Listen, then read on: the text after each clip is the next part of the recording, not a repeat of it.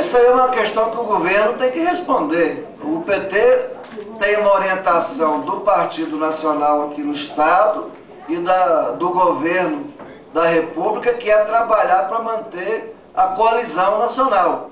Então, nessa obrigação é que a gente está sempre repetindo, que nós vamos buscar construir a coalizão aqui, né? Então, a sinalização que nós podemos ter dado e estar dando para o PMDB e para os demais partidos é essa, e para o próprio governador, que a nossa tarefa é de construir a coalizão. Não que a gente estivesse correndo atrás de A ou de B. O que nós estamos fazendo é cumprindo uma orientação partidária, cumprindo uma orientação do governo, do presidente Lula em específico, que quer ver reproduzido no Estado a coalizão. Agora, nós não estamos, através dessa sinalização, não quer dizer que a gente está correndo atrás, não. Nós estamos andando no cumprimento do nosso objetivo, das tarefas que temos, de não sermos nós os responsáveis